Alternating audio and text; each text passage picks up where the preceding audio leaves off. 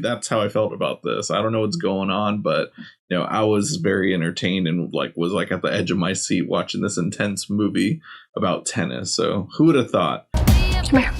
Which one of us?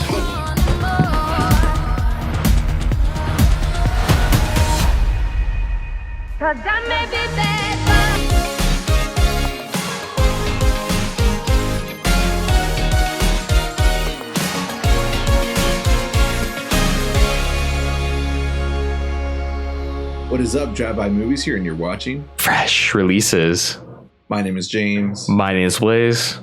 And today we're talking Challengers. I'm taking such good care of my little white boys. I assume you planned this? Not this part.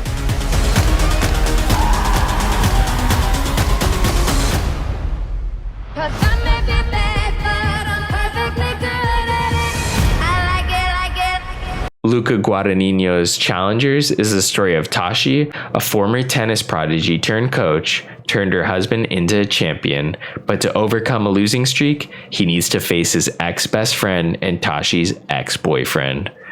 So Luca Guadagnino's latest film, brings us to unexplored lands. I feel like it's been a while since we've seen like a tennis theme movie, and that's not something I necessarily see myself interested in as tennis. I was like, when I first saw the trailers for this movie, I'm like, am I actually going to be interested in this?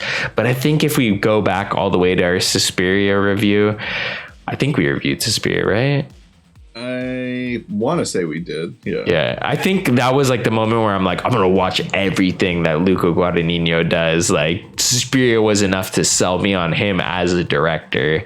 And I think that after viewing Challengers, it further, elaborates that thought of like, okay, this is a director that everything he does must be watched. James, what do you think of the film? Yeah, I absolutely agree with that. But I just have one question, though. What tennis movie have we watched that's ever been like interesting or anything? I did watch a little bit of Breakpoint, I think, on Netflix. But other than that, I mean, I probably didn't even make it through a full episode. I think when it comes to those like sports documentaries, I haven't seen one yet that's been super interesting. So, if you guys are watching this, definitely leave a comment below if there's any tennis movies we need to watch, because that's going to be one of our things that we haven't seen that much is like tennis films and great tennis films. The only one I can really think of is Wimbledon with Kirsten Dunst, I believe. I'm sure there's others out there, but like it's such a rare thing, I feel like. But yeah, I had not really any interest in watching this King movie. Richard. King Richard. Right. Sorry, that just came to me right now, and we did review that on this show. That week for sure. But yeah, that one, I thought that movie was okay, but I think we deemed it as kind of like the Oscar bait movie of the year. And, whether or not you agree with this or not, that was our initial thoughts coming out of that movie. I believe, at least. I think we both really enjoyed that movie. Currently. I think we both really enjoyed that movie in the review. Okay, well, currently now I'm just like, it was good, but I haven't thought about it since you brought it up, I guess, and it didn't resonate with me as the tennis movie. But Challengers will always be that tennis movie for sure. Yeah, and if you think about it, King Richard was pre-slap era. Okay, yes, exactly. So Will Smith glazing was at an all-time high when it came to King Richard, but yeah, like after the slap, then it's like no one watched Emancipation or whatever movie that was on Apple Plus. Oh yeah, I forgot about that. Yeah, but yeah, I have to totally agree with you. This is the pinnacle tennis movie. I think this film is like one of those where like, am I really that interested in it? This was one I definitely bypassed multiple times in theaters. I ended up watching it at home, and then now honestly regret not seeing it in theaters because I thought it had some great cinematography. I mean, it is a little bit on the longer side. I think it's about 210, but it never feels it during the movie. But I think that's sometimes when I'm looking through like the releases of the week, I'm like, do I want to see this in theaters? All right, what's the runtime? Like even Mad Max, A Mad Max Saga Furiosa for me was a struggle because I'm like, this is 220. What is going on? Okay, George Miller gets a pass. He's in his 80s. He could direct as long as he wants, I guess. Yeah, absolutely. That's also kind of what held me back with this movie. And, you know, like just a young cast doesn't really like ever really like appeal to me. I wasn't really sure what to expect out of this movie, but I was just like, do I really want to watch a movie about like Gen Zers? But little did I know that like, you know, them playing teenagers is literally only like 15 minutes of the total runtime, I guess you could say, because most of the movie takes place with them when they're 30s, and, you know, we get a lot of sequences with them in their 20s. I thought casting these people like looked great. Like a lot of them were believable as teenagers. Zendaya less as a 30-year-old, I guess you can say. Like, even though I think she's like 27 or something, but so she's not far off. But just like, you know, that was the only thing where I was like, I can't imagine her 30 years old just yet. But no, she was fantastic. I'm like, finally, like, I know a lot of people love her from her Disney days. Like, I never knew who she was until, you know, seeing her in the first Spider-Man Homecoming movie. And, you know, watching her from Dune 2 to this, like, I see why people have just been like in love with her, because she's fantastic in this movie and really holds it together. And not necessarily though as a likable person, because, you know, she's very intimidating within this movie. And seeing you know, the chemistry between all three characters, I love that there's so many people in this movie, but it always focuses on our three main characters. And I was just mesmerized the whole movie. 2 hours went by just like that, even though this is a little bit above 2 hours. And I was just cracking up the whole time, feeling uncomfortable and cringing. And just like, that's where my laughter came from just the uncomfortableness I got within watching this movie.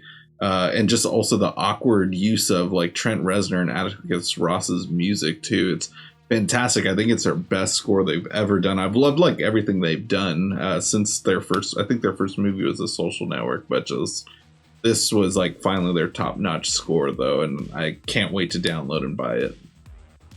Illegally download it? No, just kidding. I'm just messing with me.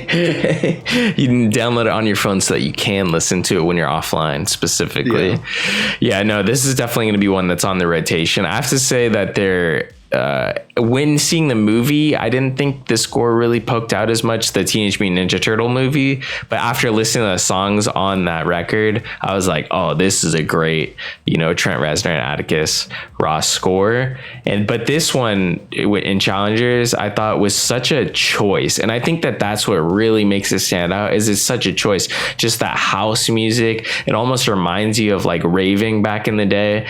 Like, this is the kind of stuff that would play. And at moments in this film, the score feels like it's like rustling with the actual scenes and things that are going on. There's times where it like will just, you know, pull up the needle and like the score will just stop all of a sudden, and then a line will be said and then the score just picks back up. And I think that score, it just really, you know, elevates this movie, and it's such a design choice. It feels like something that could almost be in like the Matrix kind of era of movies after the Matrix came out, and every movie wanted, you know, beating like pulsing techno score. But this really feels fresh, even though a lot of the sounds definitely feel like something that could be technically like older, like from that early 2000s house era. So yeah, the score is definitely easily one of the best things about this film. One of the other things that I have to say is just the fact that I think originally this film was supposed to cast Austin Butler and Timothée Chalamet, two guys that we recently saw in Dune 2 and are like those rising actors that are probably after those films are going to be in everything, if they haven't already been shot and everything. It just hasn't got released yet.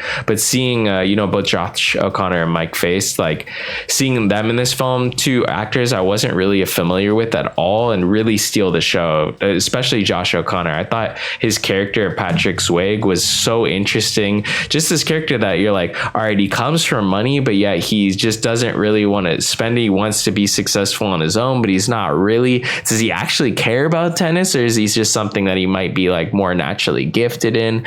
Just that whole camaraderie between, you know, those two male leads was really interesting throughout the course of the film, and kind of the wedge that Zendaya's character, you know, puts in between them and kind of changes that dynamic. But we see it kind of ultimately flourish in that third act.